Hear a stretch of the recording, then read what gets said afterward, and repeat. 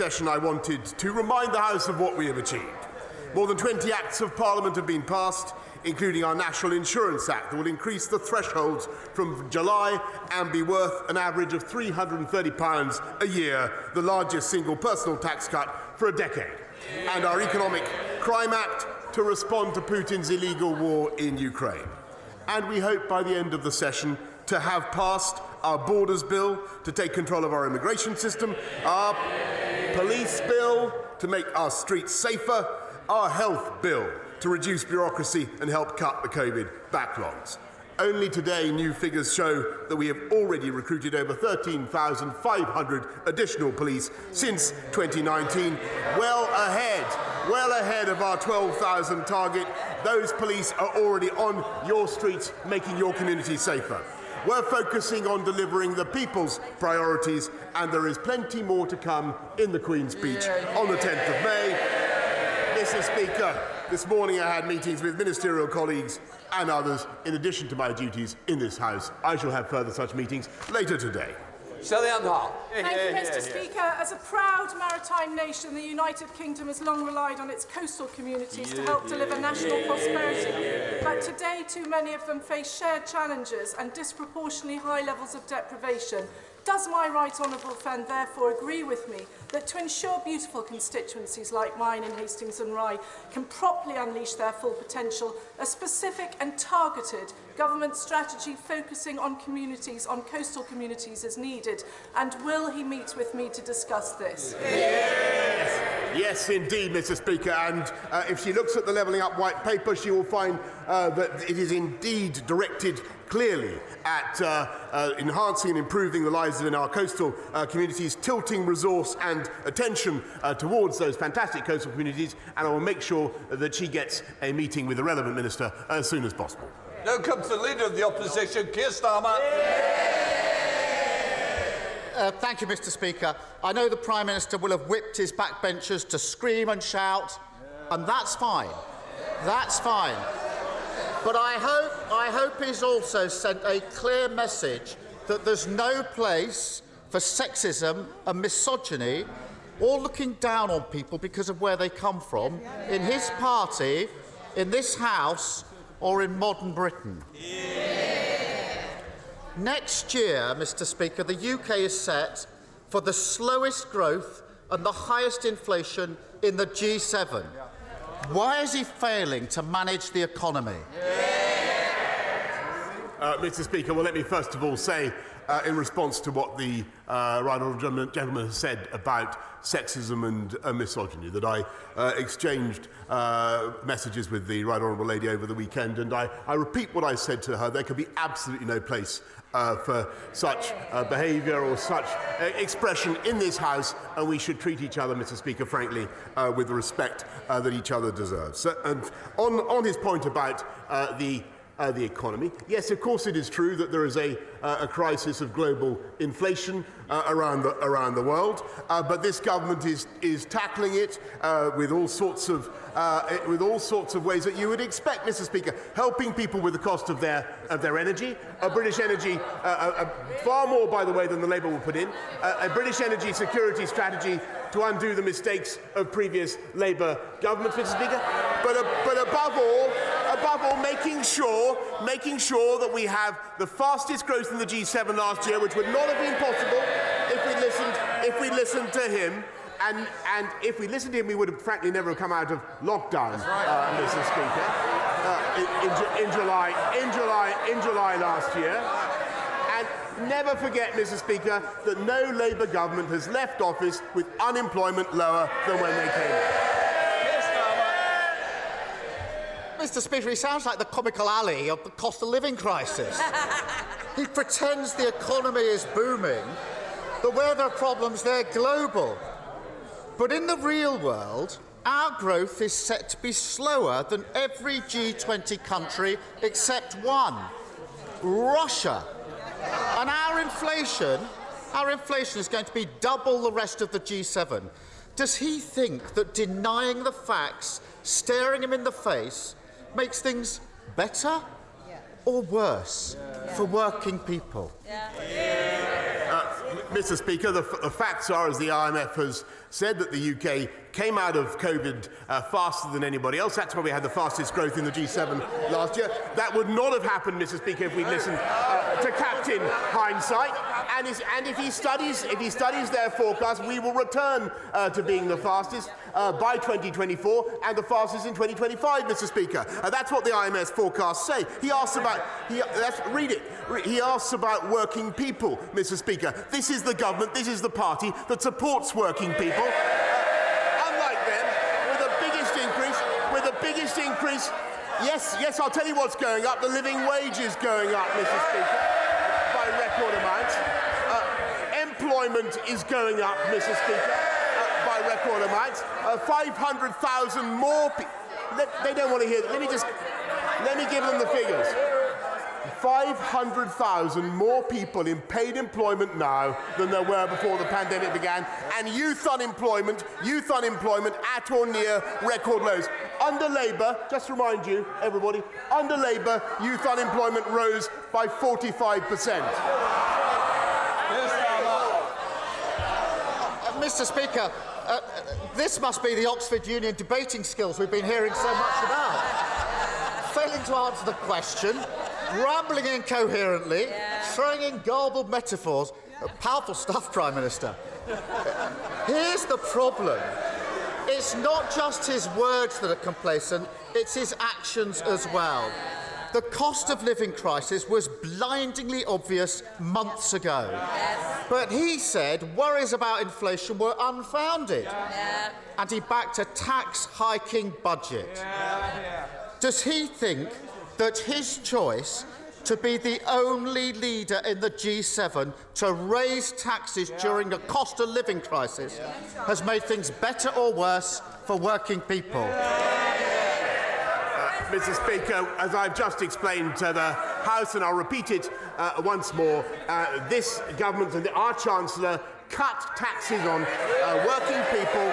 The national insurance contribution went down, Mr. Speaker, by an average of £330. But if he's talking about the health and care levy, maybe that's what he's droning on about. Look at the health and care levy, Mr. Speaker. That is what is enabling us to pay for 50,000 more nurses, to pay for clearing the COVID backlogs. How tragic, how pitiful that the party of Bevan should now be opposed to that investment in the NHS, Mr. Speaker. Mr. Speaker, he's an ostrich, perfectly happy keeping his head in the sand. Working people are worried about paying their bills. They're spending less and cutting back. That's bad for business and bad for growth. Working people are looking for help. But this week, millions will look at their payslip and see a tax rise with his fingerprints all over it. Does he think that his 15th tax rise has made things better or worse for working people? Mr. Speaker, what we're doing for working people is not only lifting the living wage by the record amount, helping people on universal credit with a £1,000 tax cut, Mr. Speaker, but also cutting national insurance contributions, lifting the threshold so that on average people pay £330 less, Mr. Speaker. But what we're also doing is taking our country and our economy forward, investing in our NHS, which is a priority for the people of this country, unlike for the Labour Party, Mr. Speaker, but also ensuring that we have record creation of jobs, Mr. Speaker, and that is what matters. High wage, high skill jobs. 500,000 more. They don't care about jobs, Mr. Speaker. We do. We believe in high wage, high skill jobs, and that's the answer for the economy. Keir Starmer. Mr. Speaker, it's as if he's only just waking up to the cost of living crisis. And his big idea, fewer MOTs. It actually makes the Cones hotline sound visionary and inspirational. North Sea oil producers are making so much unexpected profit, they call themselves a cash machine. That cash could be used to keep energy bills down. Instead, he chooses to protect their profits. Let household bills rocket and slap taxes on working people who are earning a living. Does he think that that choice has made things better or worse for working people? What we're doing is making things better for working people than his plans would do by a mile, Mr. Speaker. We're raising more, we're putting more to support people with their energy costs than he would with his new tax on business. £9.1 billion that we're putting in, an immediate £150 cut in people's council tax.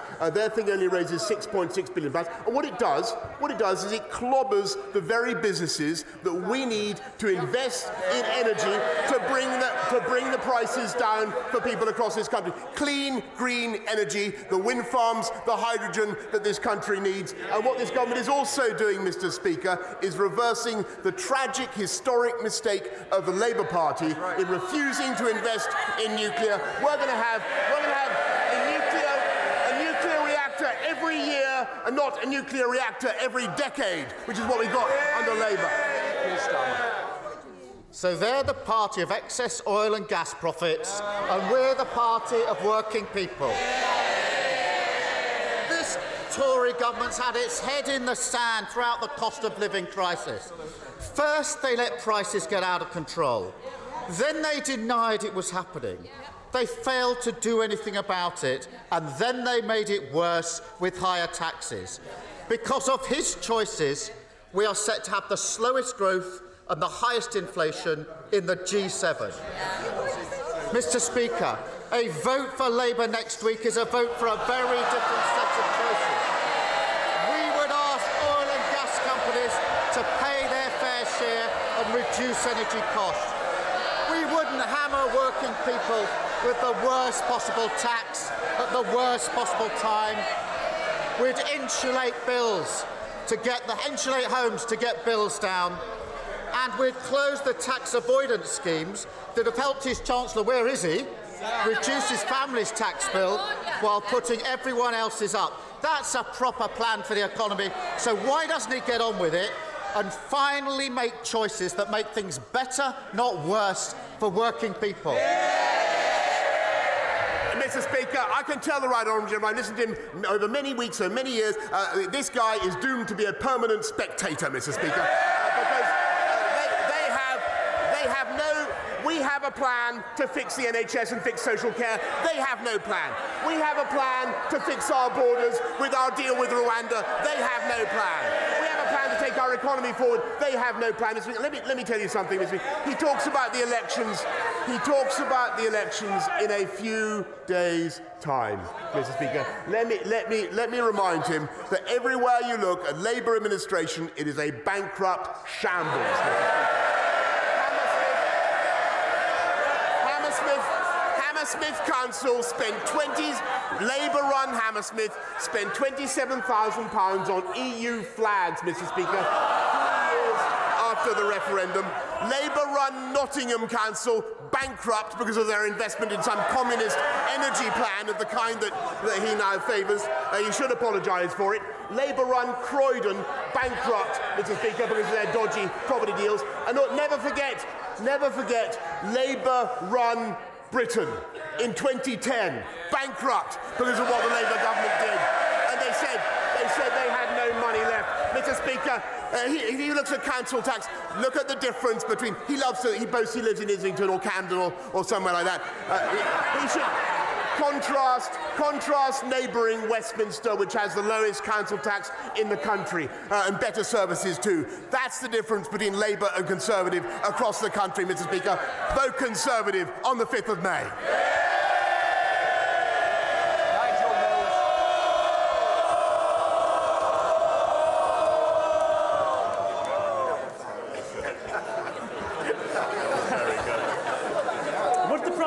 Join me in welcoming the huge step forward in the regeneration of Hena Town Centre in my constituency by the successful purchase of the rundown old grammar school building using the government's Towns Fund money this week.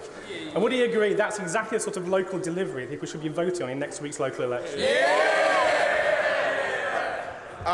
My honourable friend is entirely right, and those are the issues on which people are going to be voting. And as I said, they're going to be voting for better value, for better services and lower council taxes, and I hope they'll be voting Conservative. Now comes the leader of the SNP, Ian Blackford. Thank you, Mr. Speaker. And can I associate myself with the remarks of the Leader of the Opposition and the absolutely disgusting misogyny and sexism that was witnessed by the Deputy Leader of the Labour Party? That should shame us all, what has happened over the last few days. Mr. Speaker, this morning, the Trussell Trust confirmed that 830,000 children across the UK are being left to depend on emergency food parcels. So instead of convening a Tory talking shop at Cabinet, the Prime Minister should be acting to help those children and help families through the cost of living emergency. If he is genuinely looking for ideas to tackle this Tory-made crisis, he'd be wiser to look beyond his Cabinet colleagues, who of course know that he won't be there for very much longer. So, as a parting gift, here's an idea for the Prime Minister. The Scottish Government has introduced and now doubled the game-changing Scottish child payment of at least £1,040 a year, helping those families who are being the hardest hit. Is the Prime Minister prepared to match this payment across the UK to help families through this emergency?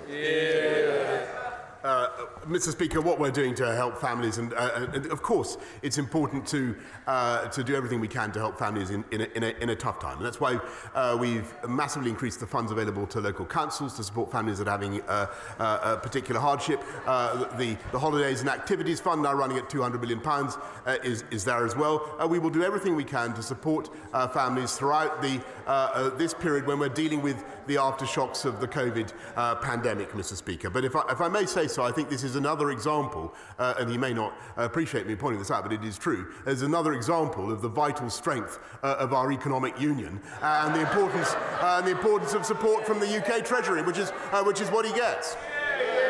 Here, Blackfoot.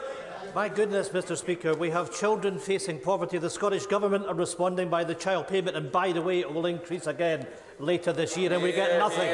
We get nothing but empty words from the Prime Minister. It was plenty of desperate pre-election waffle that we heard earlier, but I'll take it as a no. There is no support for hard-pressed families. It is clearer by the day that the Prime Minister's supposed plan to fight the Tory-made cost of living crisis is not only non-fiscal, it's non-existent.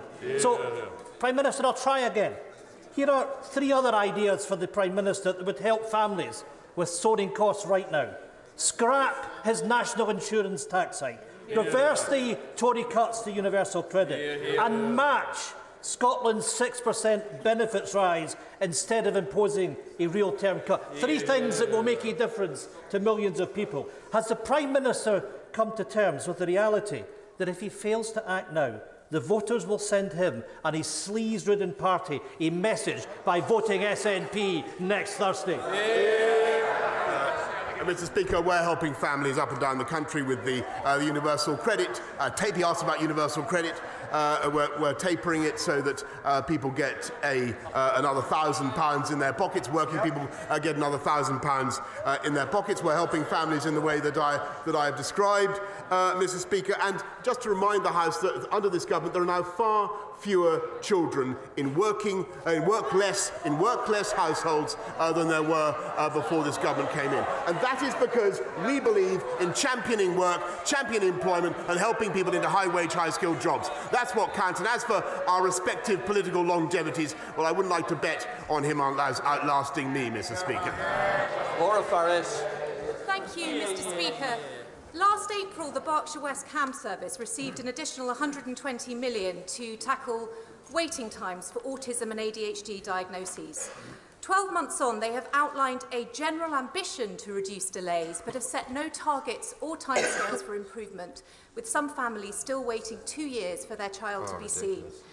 Does my right honourable friend agree that when significant investment of public money is made, people have the right to know how and when services will be improved?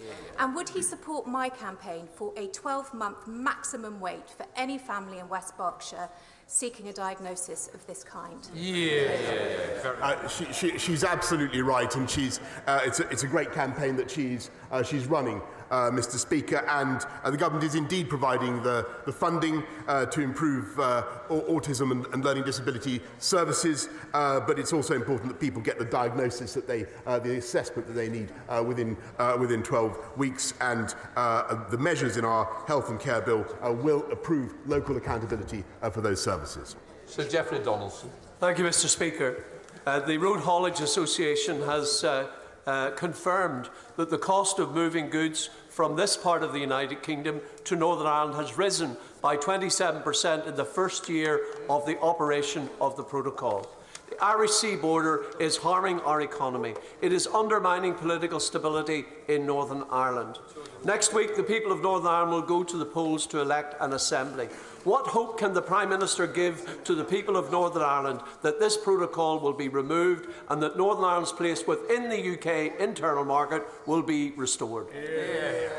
I thank him very much, and I think that what the whole House will want to support is the balance and symmetry of the Good Friday Agreement. That's what really matters. That's a great legacy for all of us, and it's vital that the protocol or that the arrangements we have in Northern Ireland should command the support of all sides, and that's what this government will undertake to ensure. Ben Bradley. Thank you, Mr. Speaker. I'm grateful to the Prime Minister for the additional funding and support that Mansfield has received over recent years for education and skills, for tackling crime, and for our town centres. We'll be bidding into the Levelling Up Fund as well this spring. Mansfield residents now want to see the tangible outcomes of those capital funds for the town centre. So could my right honourable friend look seriously at how we might help accelerate the process, often lengthy process, of getting from successful funding announcement to spades in the ground so that my residents can benefit from those investments? My honourable friend is a fantastic champion for Mansfield and indeed a wider area. I'm delighted that Mansfield was awarded £12 million as part of the Towns Fund. I can't endorse any specific project, but the next round is coming up shortly and will be announced in the autumn. Caroline Lucas. Thank you very much, Mr. Speaker. 56 members of this House are under investigation for sexual misconduct, and that includes 3 of his cabinet ministers. The Prime Minister has just rightly said that there can be no place for sexism and misogyny in this House. So can he now confirm whether he considers that sexual harassment, apparently unlike bullying and lying, is grounds for dismissal under the Ministerial Code? Thank you, Mr. Speaker. And of course, sexual harassment is intolerable, and it's quite right that members should now have a procedure by which they can bring that to the attention of the House authorities. And I think that's a good thing. And of course, it's grounds for dismissal. Brown. Thank you, Mr. Speaker. Financial scams have grown dramatically in recent years and are now the most common form of crime, harming millions of families every year. Most of them are enabled by online platforms such as Facebook and Google that make vast profits from advertising fraudsters. Does my right honourable friend, the Prime Minister, agree with me that those companies that profit from promoting fraud should help pay the cost of fraud, and that online platforms should compensate victims that they help create? And will he work with me to achieve that end? Look, I have to say, Mr. Speaker, to my honourable friend who I've known for many years, I think this is typical of his creativity. We are going to look at exactly how we could make that kind of measure work. I think it's important that we proceed with care and get it right, and I'm going to make sure that he has a meeting with the relevant minister in DCMS as fast as possible. Vicky Foxcroft. Thank you, Mr. Speaker. Hundreds and thousands of people are still shielding. They're living in fear of COVID as they know the vaccine hasn't mounted an antibody response for them, and they remain at increased risk of serious illness or death. There is hope, though, Eversheld, which gives immunocompromised people 83% protection for 6 months. Sadly, the government hasn't ordered any of this, despite the MHRA giving approval on the 17th of March. Now, I appreciate the Prime Minister might not have all of the details to hand, so will he meet with me to talk about this life-saving and life-changing drug? I thank her very much, and I think she's absolutely right to speak up for those who are shielding and who are anxious, and we're doing everything we can to protect and to reassure them. On Evershield, we are evaluating it at the moment, but I will make sure that she has a meeting as soon as possible with the Department of Health. Mr. Speaker, my Conservative council in Kensington and Chelsea charges £500 less council tax than neighbouring Camden Labour. And it has 4 times as many bin collections. You haven't misheard. £500 less, 4 times as many.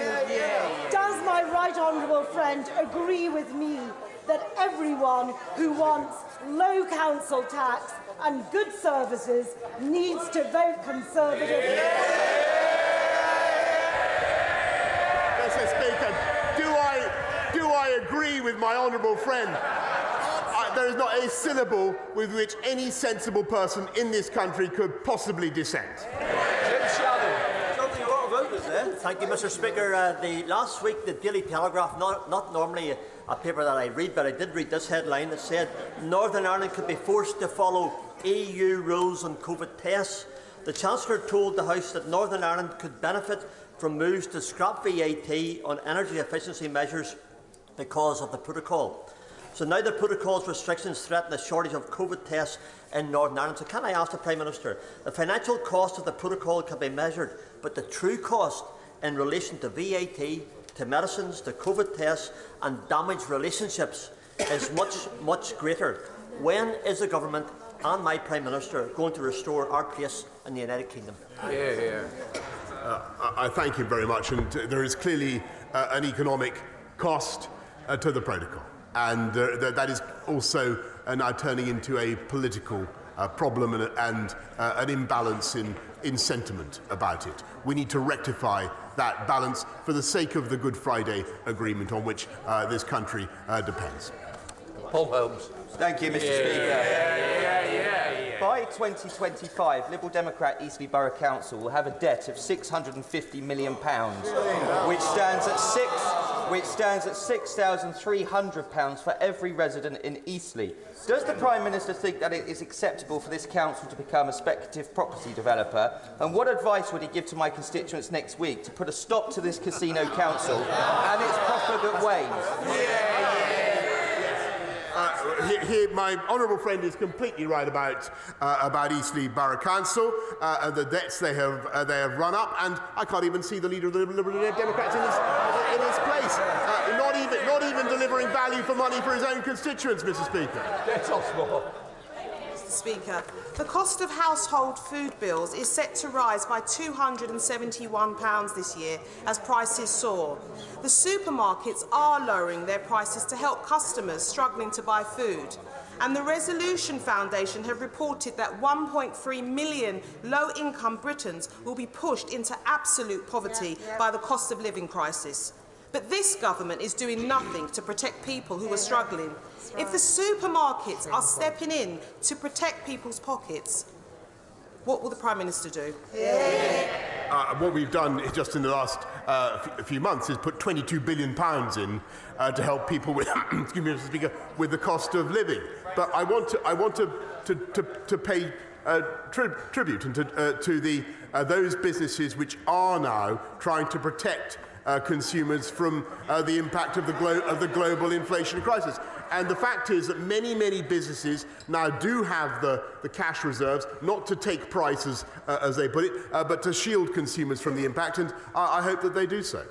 Stride. Mr. Speaker, I've recently been contacted by my Ukrainian counterpart, the chair of the Ukrainian Treasury Committee, with some ideas as to how we can further tighten the screw on the Russian economy, particularly through the international tax regime. And I was, of course, able to affirm the full support of the Ukrainian people from right across this House. And also, the gentleman concerned, of course, knows the work that my right honourable friend has done to promote sanctions internationally. But would he consider meeting with me to consider these new proposals that are being brought forward so that we make sure no stone is unturned in facing up to Putin's vile regime? I thank my right honourable friend for what he has been doing and what his Select Committee has been doing in this area about tightening the screw on Putin's regime. And I think that UK companies have already shown that they think very carefully about investments doing business with Putin's Russia. We put a ban, as he knows, on all new outward investment in Russia, Mr. Speaker, but I'm very happy to make sure that further ideas from my right honourable friend should be transmitted to the government and to have the meeting as soon as possible. Jeff Smith. Thank you, Mr. Speaker. Last night we learned that the Home Secretary put the member for Wakefield on an expert panel offering advice on sexual exploitation. At the time, he was under a police investigation following allegations he assaulted a minor, for which he's since been found guilty. He sat on this panel long after the Conservative Party had received a complaint from his victim. Isn't the Prime Minister ashamed that his party didn't take the victim seriously and put someone who abused a minor in such an important position? And does he wish to take the opportunity to apologise to them? Mr. Speaker, I believe that the Home Office has already made a statement about it, and if there's any further comment to make, they will be making a statement. Thank you, Mr. Speaker. Mr. Speaker, Newcastle Underlying Borough Council has secured millions of pounds of government investment for our High Street. But we do have a problem with persistent antisocial behaviour on the High Street. And so therefore, would my right honourable friend, the Prime Minister, welcome the recent appointments of a new Chief Constable for Staffordshire, a new Borough Commander for Newcastle, and the fact that Newcastle will get its own dedicated response unit? And will he also set out what further measures the government is taking to combat crime and antisocial behaviour? I thank my honourable friend, who is an avid champion of his constituents, and wait and see. And Mr. Speaker, I can tell him. I think maybe he missed what I said earlier on. But we're now running at 13,576 more police on the streets of this country as a result of the actions taken by this government, and tougher sentences as well, Mr. Speaker, opposed by the party opposite. Cracking down on drugs gangs, Mr. Speaker, when that party is soft on drugs. I think the Leader of the Opposition said he would decriminalise, he didn't want people with Class A drugs to face prison sentences, Mr. Speaker. I think I heard him say that. And of course, cracking down on cross-channel migrant gangs, Mr. Speaker, on people who risk the lives of migrants in the English Channel. We're cracking down on them, and as far as I know, they would scrap the agreement, the Economic and Migration Partnership with Rwanda, Mr. Speaker. We have a plan, they don't. Thank you very much, Mr. Speaker. 4.5 million people pay for their gas and electricity using a prepayment meter. They already pay more for their energy than direct debit customers, and the number of people who are disconnecting themselves because they've run out of money for the meter is increasing. What is the Prime Minister going to do to ensure that all of our constituents have a right to light and to warmth? Mr. Speaker, we're working with Ofgem and all the companies to ensure that we protect people in this difficult time. But what we're also doing is making sure that we support people not just with the cold weather payments, the winter fuel payments, but making sure that through £500 million more to councils, we look after people, and this will be the types of people that the right honourable gentleman is referring to, who are finding it particularly tough. We will do everything we can to shield the people of this country as we get through the aftershocks of COVID and deal with a global inflation problem.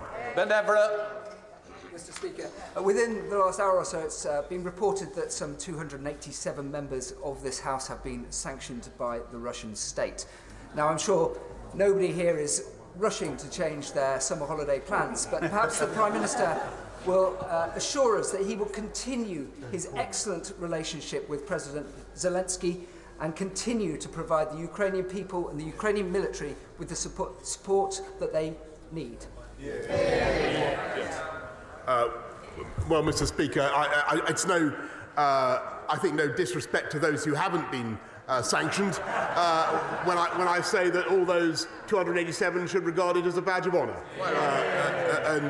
What we will do, Mr. Speaker, is keep up our robust and principled support for the Ukrainian people and their right to protect their lives, their families, and to defend themselves. That's what this country is doing, and that has the overwhelming support, I think, of the whole House.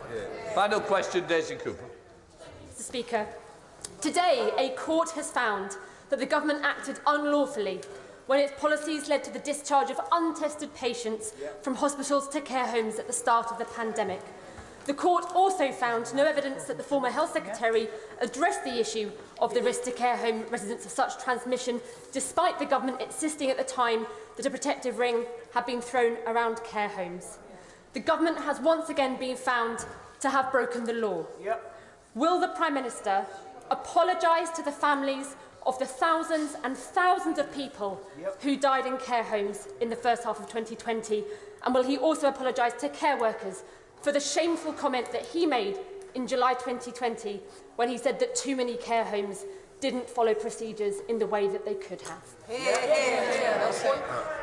Mr. Speaker, of course I want to renew my my apologies and sympathies for all those who lost loved ones during the pandemic, people who lost loved ones in care homes. And I want to remind the House of what an incredibly difficult time that was and how difficult that decision was. And we didn't know very much about the disease. And the point I was trying to make, to which she refers, is the thing that we didn't know in particular, Mr. Speaker, was that COVID could be transmitted asymptomatically in the way that it was. And that was something that I wish we had known more about at the time. As for the ruling that she mentions, we will study it and we will, of course, respond further in due course.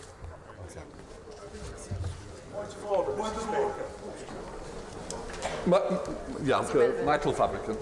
Mr. Speaker, as you've just heard from my honourable friend, the member for Milton Keynes North, the Interfax news agency, under an hour ago in Moscow, announced that the Foreign Ministry of the Russian government will now sanction 287 members and former members of the House of Commons from both sides of this House. I'm proud to say, Mr. Speaker, that both you and I are on that list. So, Mr. Speaker, are you able to give any advice to members of the House of Commons, honourable and right honourable members, regarding this? Normally I wouldn't, but I think it is an important matter, and I'm grateful to the honourable gentleman for letting me know at the start of questions that he wanted to catch my eye. Although the issue is raised is not strictly a point of order, I am of course alarmed to hear what is reported to the Chamber. Rather than give a knee-jerk reaction now, I am sure the Government will rapidly be assessing the implications of this move. I am therefore asking the Government to keep me and the House authorities briefed on this very important issue, and I shall make and thereby sure that members are kept informed as appropriate. Sorry, further to that point. I'm very grateful. I'm absolutely distressed that I'm not on the list, Mr. Speaker. And if I'm honest, slightly surprised. I can only assume that the Russian Federation accepts that every single thing that I have said about President Putin over the last few years is true. He is a barbarous villain, and we must make sure that he fails. I'm sure you know me and got yourself put on that list. Mike Ainsbury. Thank you, Mr. Speaker. The Prime Minister and the honourable member for Kensington and Chelsea incorrectly claimed that council tax is lower in Conservative councils. According to the government's own live figures, the average council tax bill for a Conservative council is £1,642. The average for a Labour council is £1,313.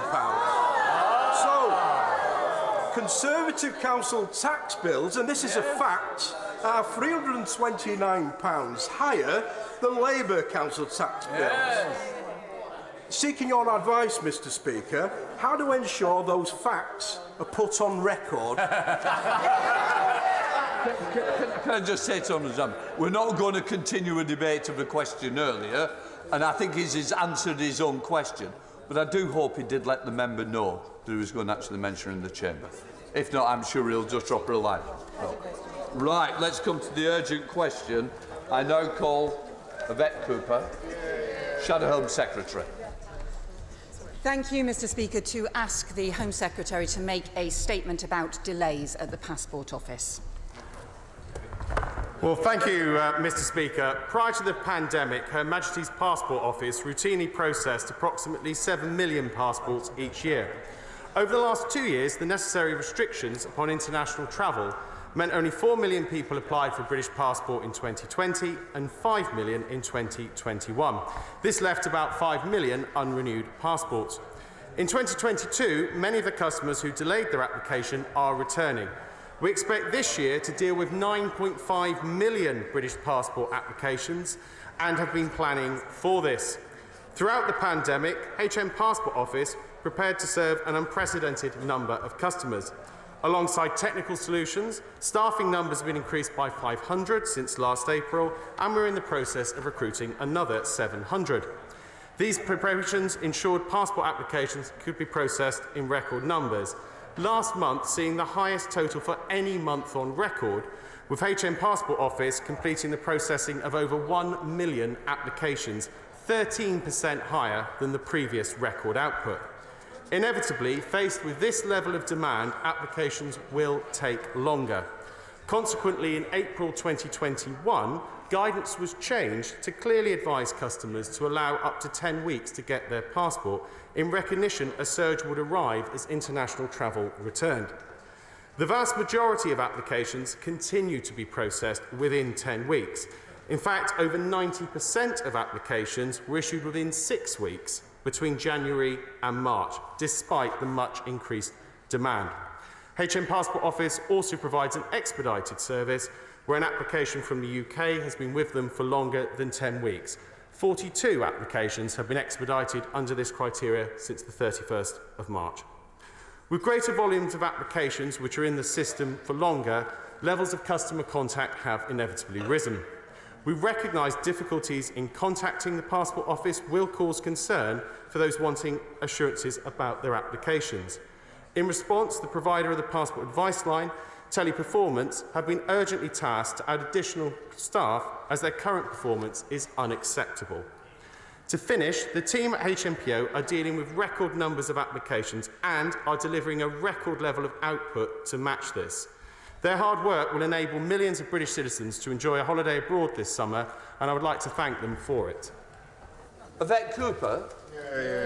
Thank you, Mr. Speaker. To listen to the Minister, you'd think that actually everything was all right. But my constituents fear their honeymoon may now be wrecked because their passports haven't arrived.